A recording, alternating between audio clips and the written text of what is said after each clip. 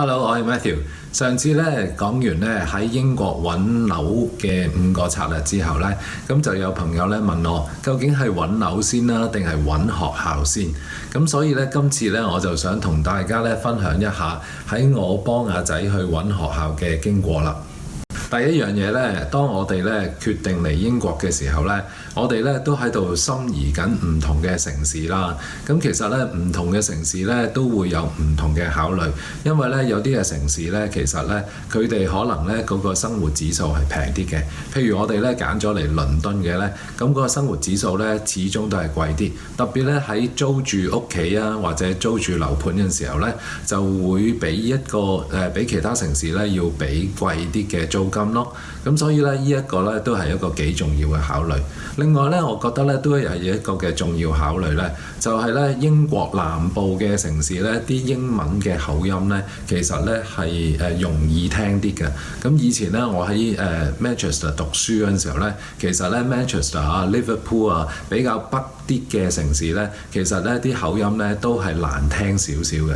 咁所以咧英文嘅口音咧亦都係一個嘅考慮咯。係啦，咁樣咧當我哋咧不斷去揾唔同嘅地方作為個落腳點啦，咁揾地方嘅過程裡面咧，我哋都考慮唔同因素嘅。不過最大嘅因素咧都係學校。咁所以咧其實咧上翻去一啲介紹學校嘅網站，譬如 Locrating 呢啲嘅網站啊，仲有其他嘅網站咧，其實我都不斷咧就做咗好多唔同嘅 research 嘅。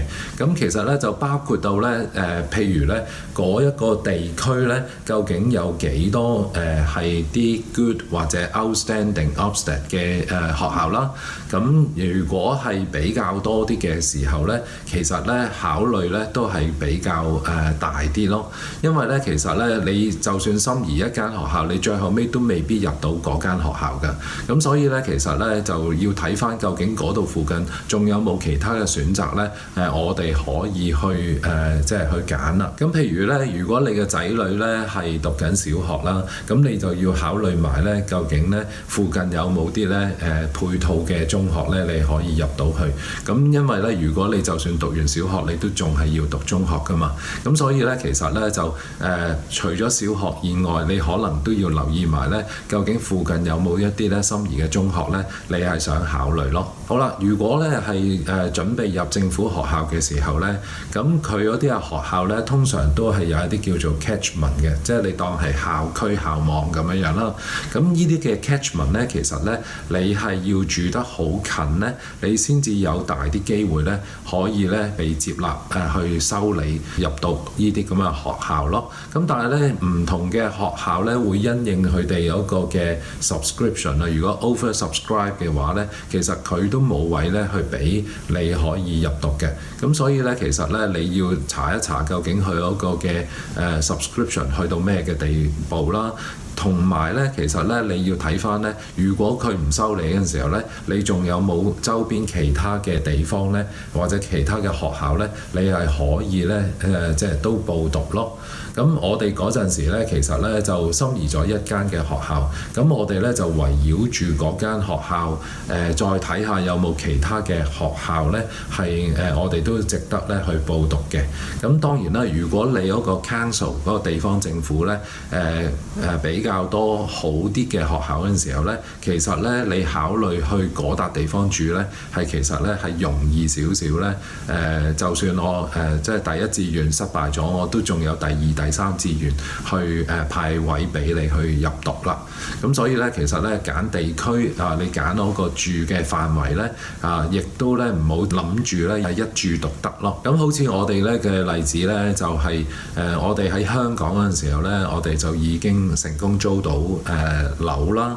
咁樣咧就我哋就攞住嗰個嘅地址咧，就去到嗰個地方政府嗰度咧，即係個 council 嗰度咧就登記就問佢可唔可以咧申請學校。咁我哋咧就填晒 council 上邊網站上邊咧俾我哋嘅 form 啦。跟住填完我哋啲 form 之後咧，其實咧佢有email 回覆嘅，佢就話當我哋咧到步 land 咗落去英國嗰陣時候咧，你就將個 boarding pass 咧，即即係個登機證呢，就去email 俾佢，咁佢呢就會派位㗎啦。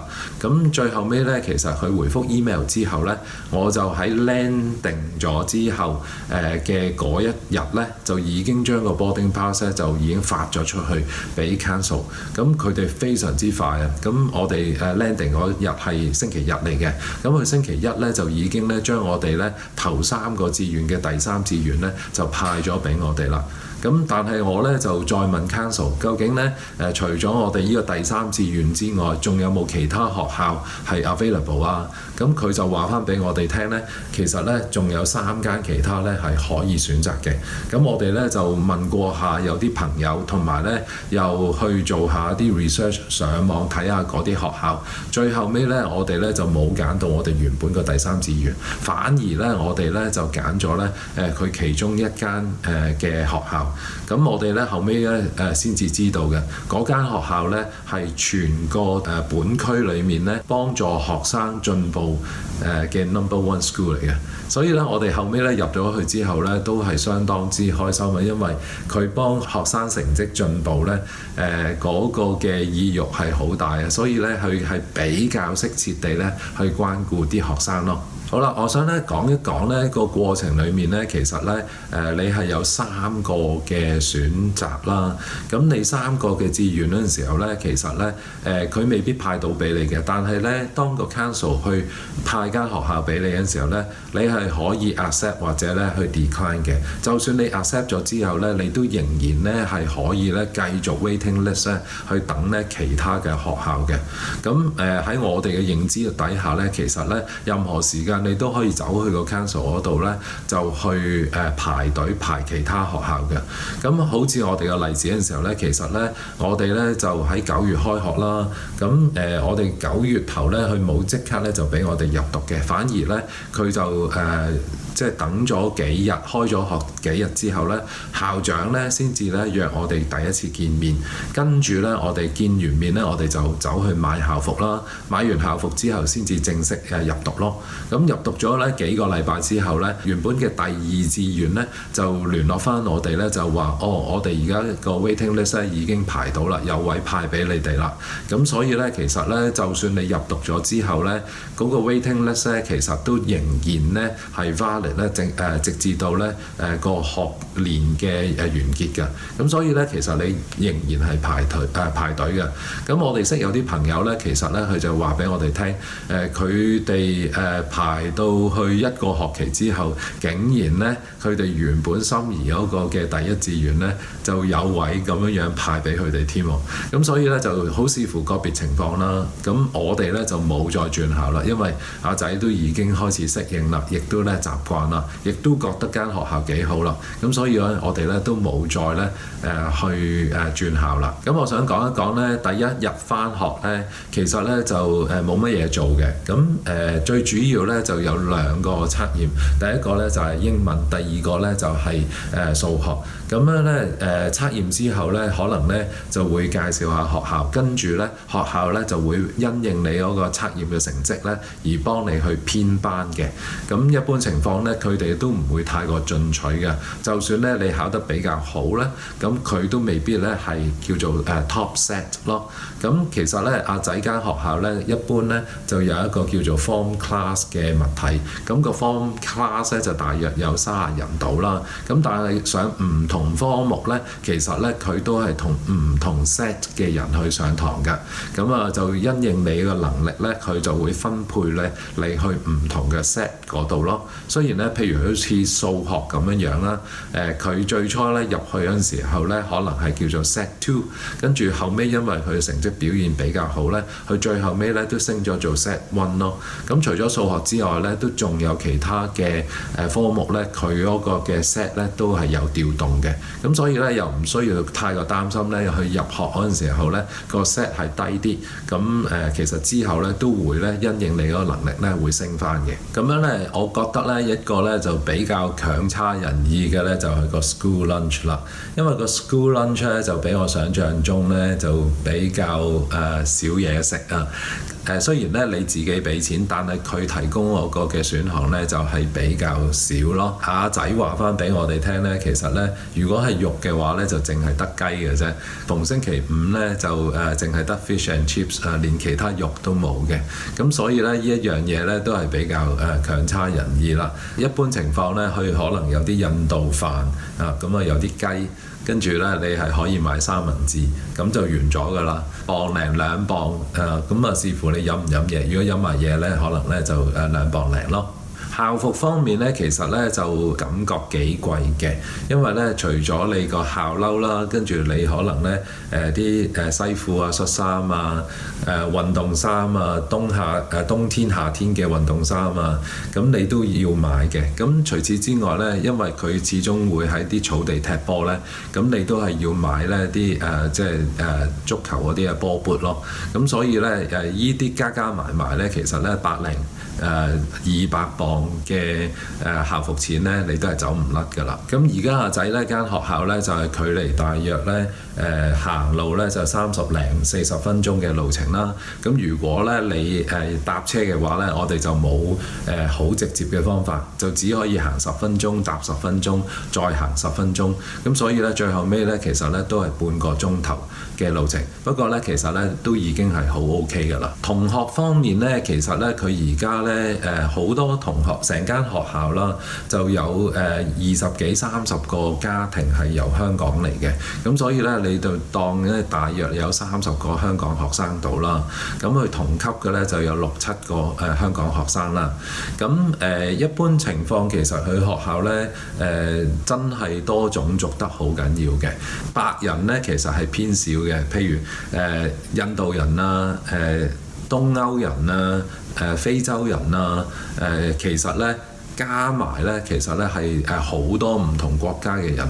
咁其實好多人咧都係新移民，好多人咧啲英文咧都唔係講得特別太好嘅。咁所以咧其實咧又唔需要太過擔心咧英文嘅問題咯。咁就算英文唔好咧，佢哋都有一啲叫做 intervention 嘅物體，類似補課嘅物體啦。跟住咧佢就會咧幫你咧留低咧去補課咯。咁除咗英文之外咧，其實咧其他科目咧都會有 intervention 嘅，就視乎個別嘅情況而定啦。咁我想講一講咧，其實咧 Ofsted 嘅 report 咧就唔可以盡信嘅，因為咧當佢幫你去考核嗰個 Ofsted 嗰陣時候咧，可能已經係若干年前啦。咁每幾年總會有唔同嘅變動嘅，咁所以咧就算 outstanding 咧，其實係咪真係咁好咧？又未必係嘅。咁 good 嘅學校咧，可能本身係都幾好嘅，因為咧佢個 Ofsted 嗰個年期咧係可能過去咗，佢已經咧由一個 good 嘅 standard 去到一個 outstanding 嘅 standard， 都會有咁嘅機會咯。咁所以咧其實 good 同埋 outstanding 咧，可能咧其實都冇好大嘅分別嘅啫。咁反之而咧，有啲咧outstanding 嘅學校，其實佢個校風啊，或者嗰個嘅品格嘅教育咧，都未必一定好嘅。咁所以咧，大家咧都要咧問多啲，觀察多啲，同埋咧考慮多啲。咁其中咧有人都講咧，就係話咧，其實你最好咧就企喺學校門口、學校附近嗰度咧，就留意下啲學生啲校服啊，佢哋啲舉動啊，跟住咧你再咧去觀察一下啦。喺香港嗰陣時候咧，我哋咧就做咗唔同嘅 research 啦。我哋咧就去睇翻咧啲學校嘅分佈啊，同一地區裏面咧有冇一啲咧地區係比較多咧好啲嘅學校。咁一般情況咧 Ofsted good 或者 outstanding 咧都叫做唔錯㗎啦。咁又唔需要一定係 outstanding 嘅。另外咧，我哋咧就覺得咧更加重要咧就係個校風啦、品格嘅培養啦。咁嚟到到英國咧，其實咧都幾強差人意嘅。因為咧，我哋信耶穌啦，咁我哋希望揾到一啲基督教嘅學校。其實基督教嘅學校咧，就相對地咧唔係好多嘅。咁就算係嗰陣時候咧，其實佢哋都唔會咧刻意地咧強烈去標榜任何咧信仰嗰個嘅教導咯。咁所以咧，其實咧就都幾難去揾到一間咧會標榜基督教信仰嘅學校嘅。咁任何情況底下都係可以轉校嘅。咁所以咧，你又唔會又唔需要覺得咧就入咗去咧冇得轉咯。咁所以一定係有咧其他嘅方法去揾到一間咧更加合適嘅學校啦。好啦，今日咧分享咧都大致上差唔多啦。咁如果咧你有興趣咧睇翻咧我之前介紹我哋間屋啦，同埋咧我哋咧點樣揾屋嘅策略啦，咁樣咧就記住咧留意翻呢兩條片啦。